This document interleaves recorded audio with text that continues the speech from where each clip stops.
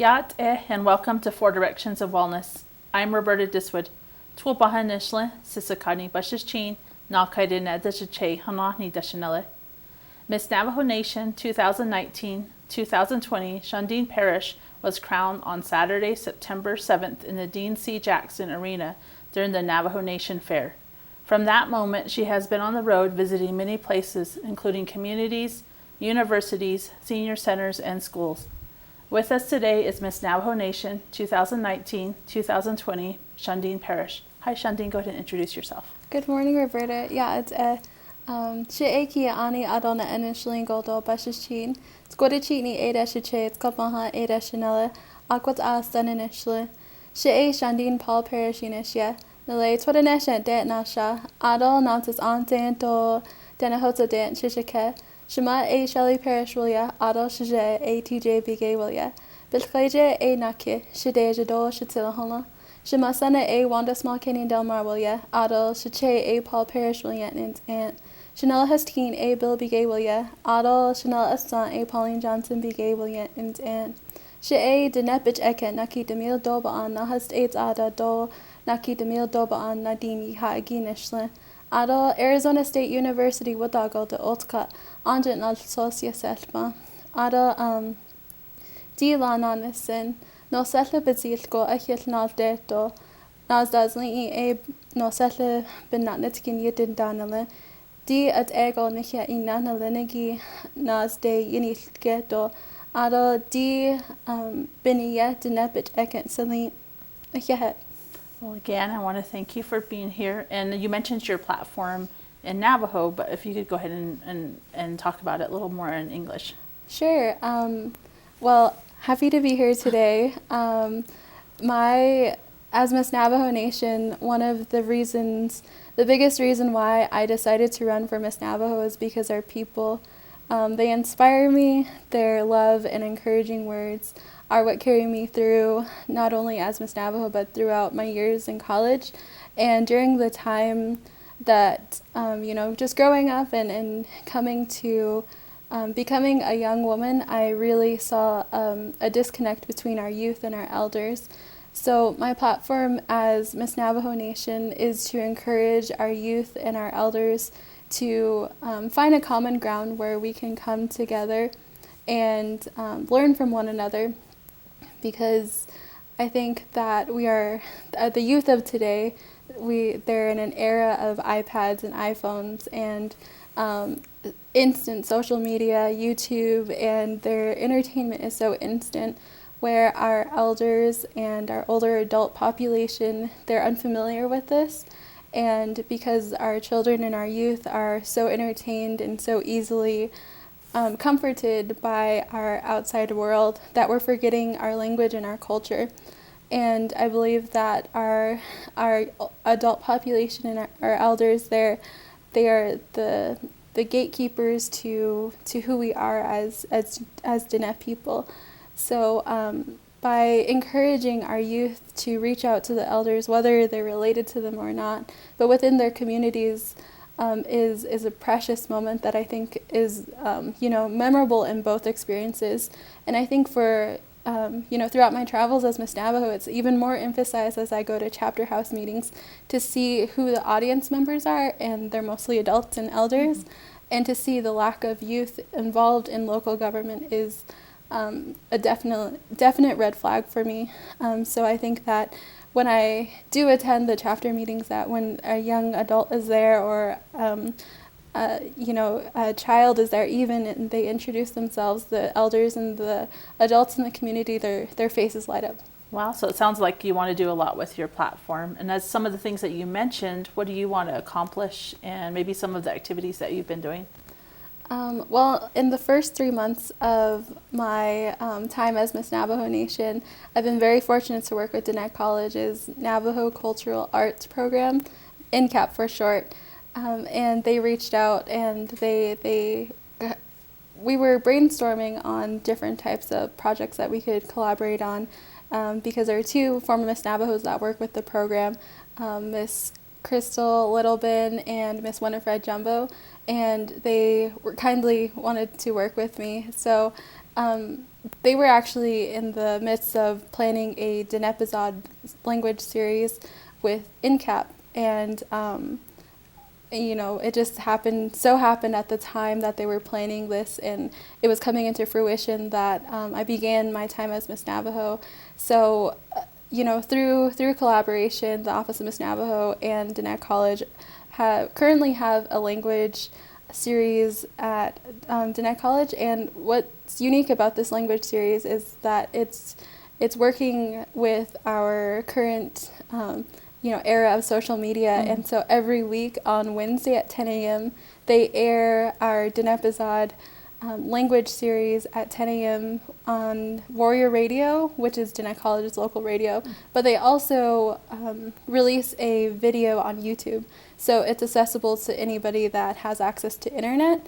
And in the video, we establish what vocabulary that we'd like to work on that week. And then the next step in the video is to learn how we can use the vocabulary in sentences. And then there's a skit process, a part of the little video, and so that we get to do a little acting in that. And then at the end, we have comprehension questions all in Dinepazad. So that's the structure of the video, and that's the structure of the lesson. And the lesson is about 10 minutes.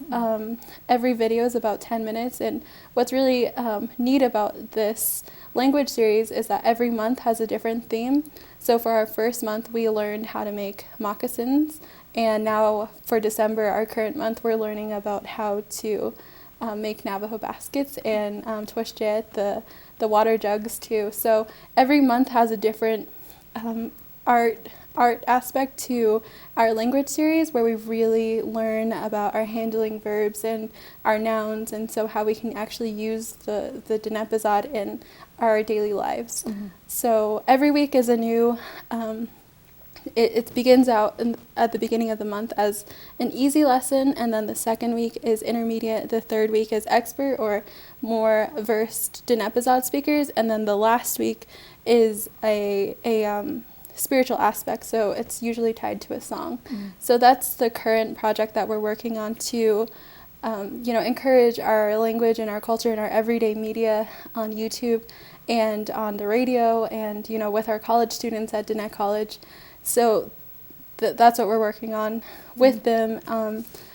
And we're also, the Office of Miss Navajo, we're also exploring how we can get out more into the communities by I've been working with the Division of Community Outreach, mm-hmm. and that department specifically works with our chapter houses. And so as Miss Navajo, I'd really like to go to all 100 chapter houses, uh-huh. and visit with everybody and to learn more about our communities. As Miss Navajo, just last Friday and Thursday, I went to all 4 states in one day, and then I went to all 5 agencies of the Navajo Nation in 2 days. And although that was, far distance from Crown Point all the way to Montezuma Creek, back to Tsaile, back to Tuva City, it's definitely puts my job as Miss Navajo into perspective, because I believe that it's a public service and it's a service to our people. It's a position where that Miss Navajo can advocate for the needs of her people. So I really enjoy my position. Well, it's good to hear, and I really like how you're doing a lot of things out in the community. I know one of the unique aspects of you is that you have a background that's really cool. And go ahead and tell me how it has led you to this point in your life. Sure. When I was 16 years old, I graduated from Monument Valley High School, and, academically I could articulate, huge books, and I loved math and I loved science, and I thought that just because I excelled academically that I was ready for the world. But I was quick to find out when I went to ASU at 16 years old that I wasn't mature enough yet, and I thought that I knew what I wanted to do with the rest of my life.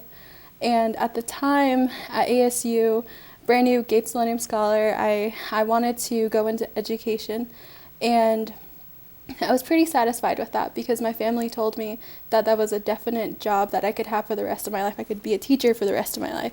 So I pursued education for 3 years, but over time, I really dug deep into the investment that my scholarship was investing in me. It's $100,000 a year, really.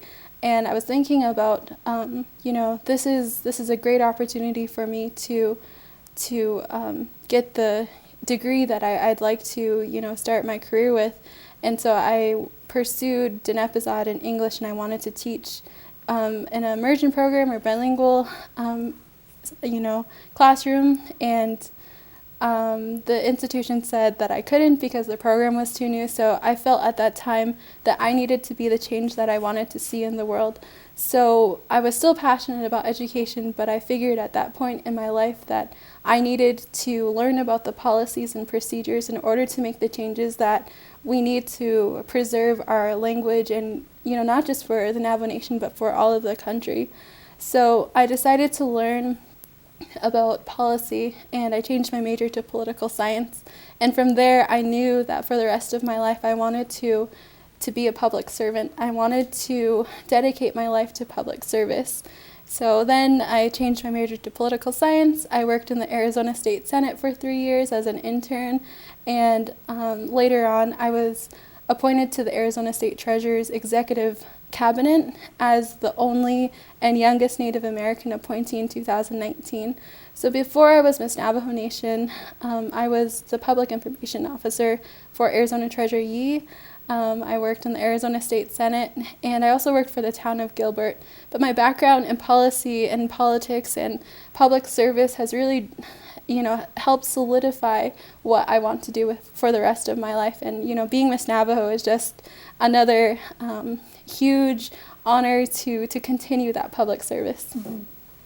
And so talking a little bit about your future plans, what are you planning to do once you complete your reign as Miss Navajo Nation? Well, I'd really like to go back to school. I'd like to pursue my Master's of Business Administration, and hopefully later on I'd like to pursue a Juris Doctorate in Indian law. Mm-hmm. So those are my two definite, what I'd like to do. I don't know about anything else. Okay, well, that's really, that's really a great thing to try to think about and to use what you're doing already. So thank you for sharing all of that. And thinking about all the things that you did share, is there a message of encouragement that you have for our youth? I'd really like our youth to know that they can dream big, that no idea, no dream is too crazy or too out there, that really that anything that is going on in their mind that is so out there, that they can accomplish it. Because I wanted to be an astronaut when I was a junior in high school. That's why I worked so hard at math and science. And although I didn't become an astronaut, it's still that dream, that goal allowed me to create a path and a plan to get somewhere, to move forward instead of living in my mom's house for the rest of my life. So by establishing goals and really thinking about our capabilities as human beings here on this earth, I think that's a powerful movement within itself. And to me, to watch our youth grow up in this age with technology at their fingertips, that's amazing and inspiring to me. So I'd like our youth to know that they should dream big, because even if they shoot for way out there in outer space, they're gonna land among the stars, and really you miss every shot you don't take. So just get out there, and you never know what's gonna happen. So that's what I'd like our youth to know. Well, I want to thank you for being here with us today. This has been 4 Directions of Wellness. Hagonet.